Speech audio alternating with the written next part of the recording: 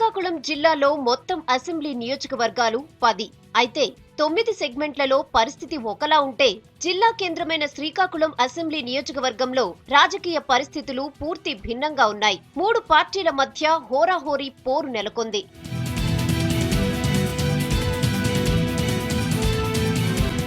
Assembly segment వరకు శ్రీకాకుళం పట్టణం, Srikakulam rural మండలం, గారా, కళింగపట్నం, శ్రీకూర్మం ప్రాంతాలు కీలకంగా మారబోతున్నాయి. 3 కులాలకు చెందిన ఓట్లు ఇక్కడ ప్రధాన పాత్ర పోషిస్తాయి.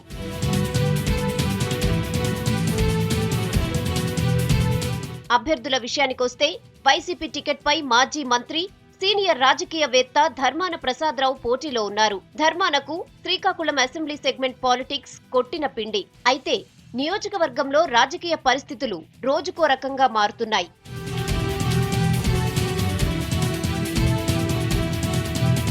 తెలుగుదేశం పార్టీ తరపున గుండ లక్ష్మీదేవి బరిలో నిలిచారు. శ్రీకాకుళం అసెంబ్లీ సెగ్మెంట్ చరిత్రలో టీడీపీ తరపున మహిళ పోటీ చేయడం ఇదే తొలిసారి. నియోజకవర్గంలో పురుషులతో పోలిస్తే మహిళా ఓటర్లే ఎక్కువ మంది. దీంతో మహిళా ఓటర్లు లక్ష్మీదేవి వైపు మొగ్గు చూపుతారన్న వాదన వినిపిస్తోంది. పసుపు పార్టీలో జోష్ నెలకొంది.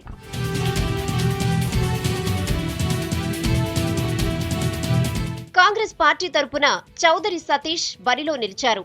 చౌదరి సతీష్ ఎన్నికలకు పూర్తిగా కొత్త అయినప్పటికీ ధర్మాన ప్రసాదరావుకు గట్టి పోటీ ఇస్తున్నారు.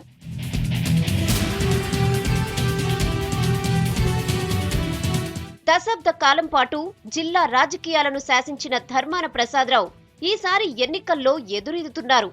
అటు టీడీపీ, ఇటు కాంగ్రెస్ నుంచి గట్టి పోటీ ఉండడంతో ఎత్తులు పై ఎత్తులు వేస్తూ ఓటర్లను తమ వైపు తిప్పుకోవడానికి నానా ప్రయత్నాలు చేస్తున్నారు.